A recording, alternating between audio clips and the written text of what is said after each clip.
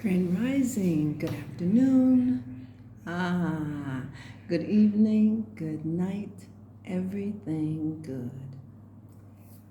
So, how is everyone? I hope you all are doing well. I am well. I know I have not been on here for a little while, but I'm back. I've been sort of in transition of doing things, and so I wanted to come to you today with my part three of becoming vegan. Yeah. So, in making that switch, I before I even knew about being a vegan or did any research on being a vegan, um, I just started paying attention to my body and start testing different foods on my body. Well, I guess it wasn't different foods. It was the foods that I eat, but seeing how my body reacted to it. I also did just small research on different cultures and what appeared to be their reason for being smaller, not being big, overweight or anything like that, and looking at the cultures that lived the longest. And so, looking at those things, I started to apply, some of the things that I saw about them. And I think that I put that in part two. And so, say leading up to the transition, I began to just shed off the different things. And one of the first things that I took away from my plate was pork. Yeah, I have not eaten pork in over 25 years. It's been a long time. I took away sodas, pop. I took that away. Not too many years ago, I took away the white flour and the white rice and candy bars and things like that because I knew that the things that were inside those items were not good for me. I started doing research on myself, looking how my body reacts to high fructose and corn syrup. Now, if you are battling weight gain or just can't get that weight off, if you are consuming anything that has that in it, that's the problem. It's not that you're not exercising enough. It's not that, you have not changed enough foods that you're eating. Look for things that have been processed that have high fructose corn syrup in it. And they've changed some of the names to those items, but do your due diligence to make sure that those things aren't there, especially if it comes in liquid form, because that liquid is going directly to your system. And so what I found when I would consume something with high fructose and corn syrup, now I stopped the soda pop, so that wasn't an issue. It would be juices that I would see at the store and I'd consume those. And I saw that it had the high fructose and corn syrup. Now that's when I was doing my little testing on myself. It did not take one day before the fat started to develop around my waist. You guys, some of us have tires around our waist, fat, rolls of fat. It did not take one day for that to develop, but it took me 3 weeks to go to the gym and work it off. Those things are serious. That high fructose and corn syrup, and there's other things that do the same. So don't beat yourself up for not getting into the gym every day, or and you start eating small portions and you're thinking, but I don't eat that much. Why am I still gaining weight? Or why can't I lose this even if you go into the gym? That's why you have to shave that off. Stop the sodas. That's the biggest. They have so much sugar and fructose and stuff like that in it. Stop those, and you will see. If you completely stop that for a month, I promise you, you will lose at least 15 pounds in 1 month. It's serious, guys. It's really serious. And so most of the processed foods have high fructose and corn syrup in it, which is what kind of shoved me towards like, so if I'm eating processed or drinking things that have been packaged and stuff and they have high fructose and corn syrup, then maybe I shouldn't consume them.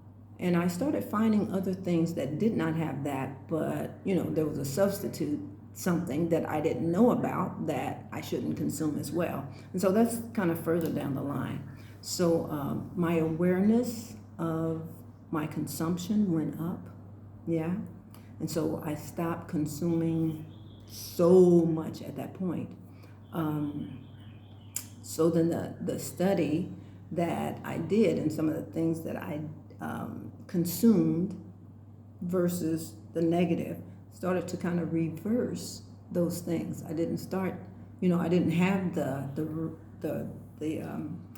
tires around my waist anymore. It began to flatten, and I just love to work out, period. So I can't say that I wasn't working out, because I was. I like the activity. I like to work out.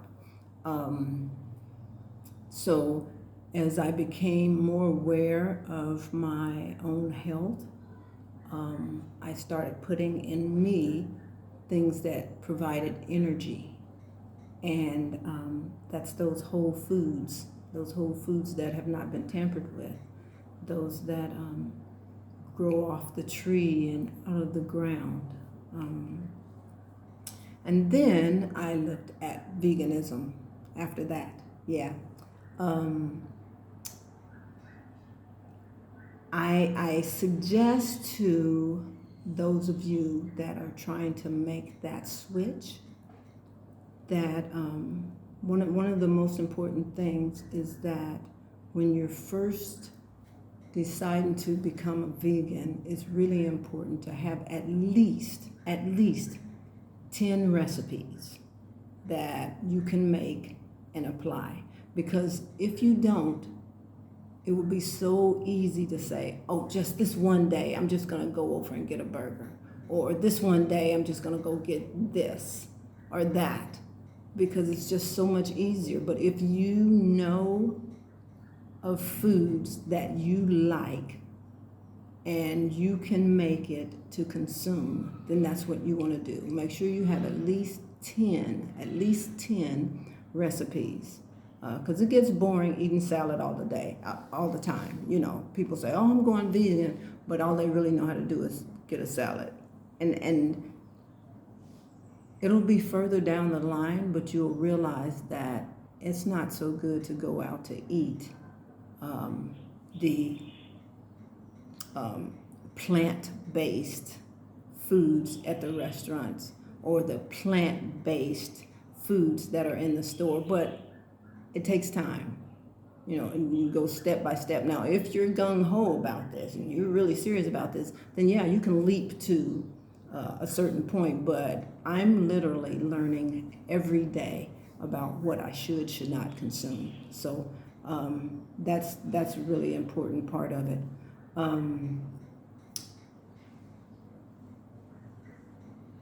If you have health issues, it's definitely important. Bluetooth mode. Okay. It's definitely important for you to talk to your doctor. Bluetooth mode. Alrighty. Just a second. I need to turn this speaker off. Bluetooth mode. Okay. Bluetooth mode. Okay. Yeah, you definitely need to talk to your doctor. And if nothing else, you want to know what vitamins you are deficient in. And those are the foods that you want to really pack into your daily meals and or supplements. You don't want to stay on supplements very long. You want to learn to put in those foods that will give you the vitamins and everything that you need. Yeah. So, as I became more aware and invested in my own health, I dropped the foods, yeah. Then I looked at veganism, becoming vegan, because that's where I was moving. I was moving towards that. So there was no more cow's milk, which meant there's no more ice cream, there's no more cheese, there's no milk chocolate, there's nothing that has milk in it. Yeah? Luckily for me, and this is taking those steps, luckily for me, I could find cashew milk ice cream, coconut milk ice cream, yeah, in the stores. Doesn't mean that they didn't have high fructose corn syrup or anything like that in it. So that's those steps I was telling you about. Now I make my own. It may not be perfect with consistency, but it's good enough for me. Yeah? So I've sort of graduated to that point where I'm able to control what goes into it. And I think that's probably the biggest part of any of it, is being able to control what you're consuming. So yeah, no more of all that stuff. The coffee creamer, had to change that. No cakes, no bread, those cookies, those things that had milk in it. Couldn't consume it at all. And so, yeah, I can make those things now without any of that stuff in there. No white flour. So then there was what seemed like a miracle, okay? That the buildup of mucus, I used to cough all the time, and the allergies, cough and spit and all that stuff. All of that stuff ceased after I ended that milk. No more. No more. Yeah. Amazing. No more.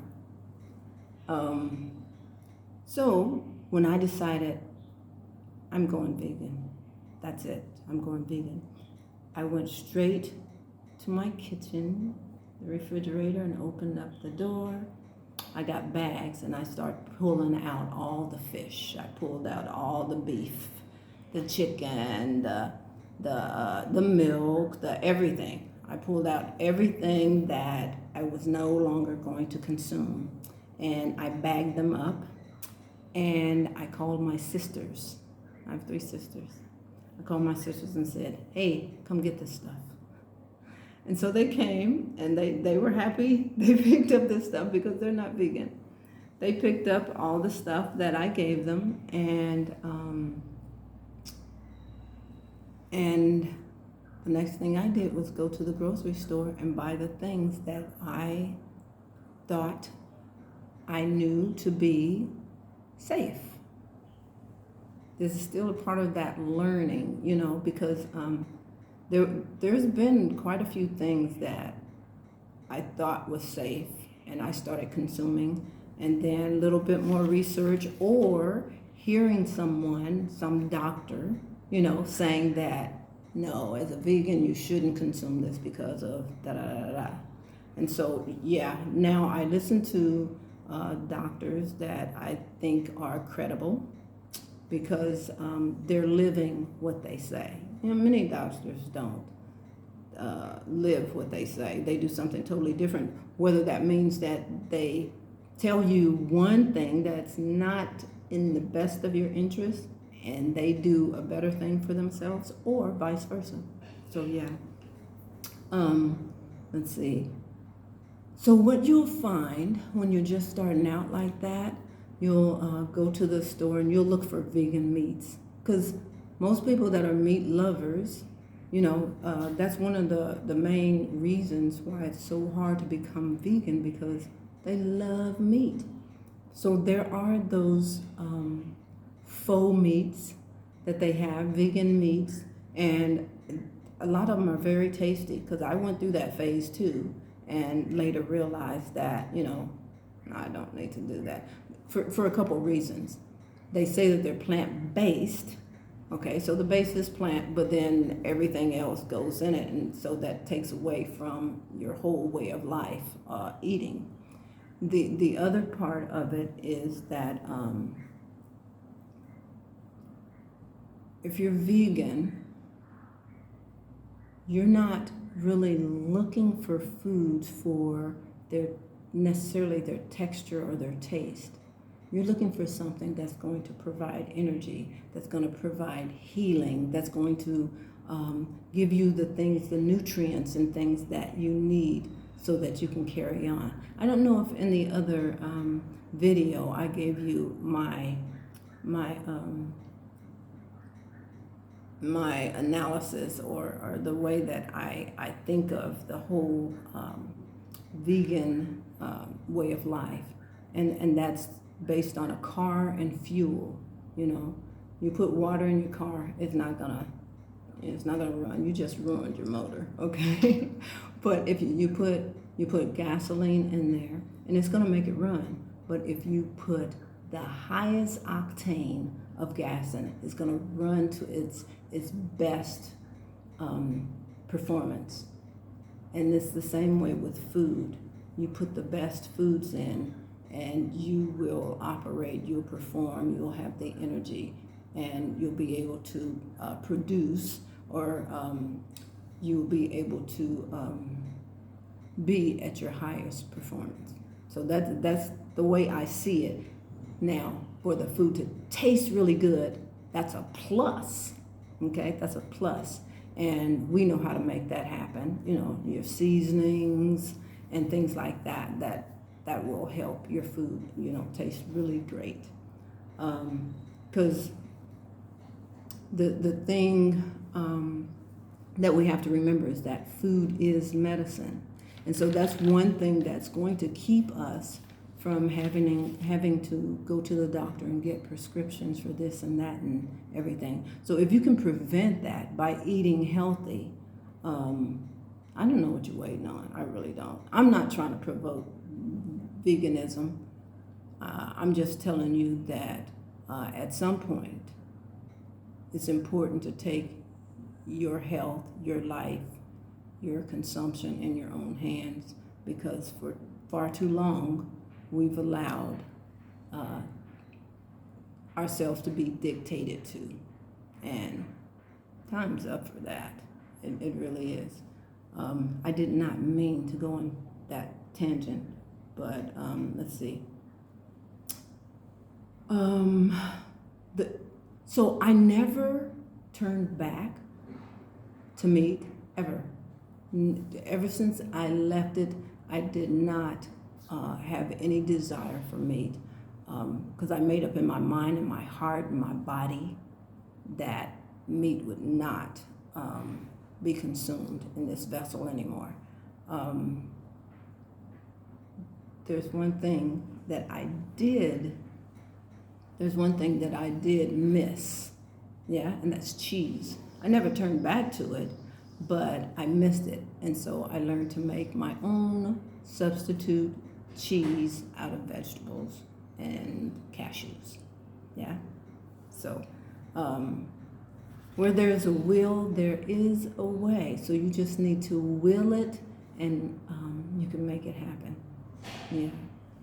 Let's see, what else do I have? I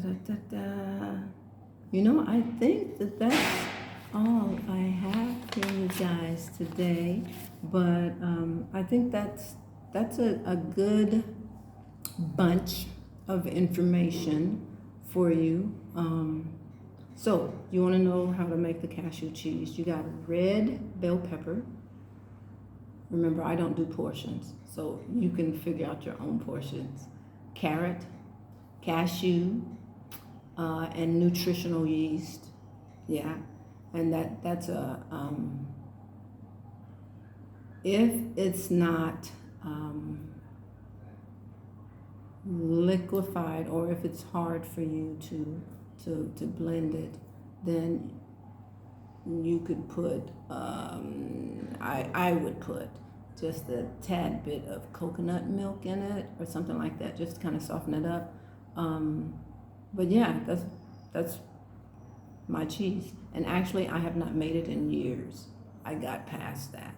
Yeah, I don't have to have cheese anymore. So I'm content with myself. I'm content with my food consumption. And just here in the Gambia, my only issue is finding exactly what I'd like to eat. And there's all kinds of fruit and vegetables out there, many of them that I've never seen before. I don't know what they are. And so I have to ask people, what is it, and stuff like that. And then do a little research and see if it's something that man-made. 9 times out of 10, if they grow it here, it's not a man-made.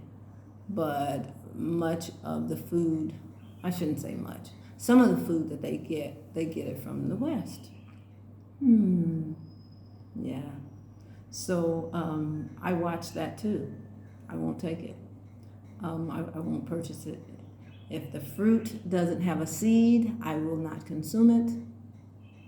Yeah, because it suggests to me that it's genetically modified. Yeah. Thank you guys so much for listening to me. And if you have any questions from me, please go into the comments and ask your questions. If this is not your first or second or third video that you've watched of mine, please subscribe, okay? And click the like button. And I'd like to see your comments. Thank you, and have a blessed day.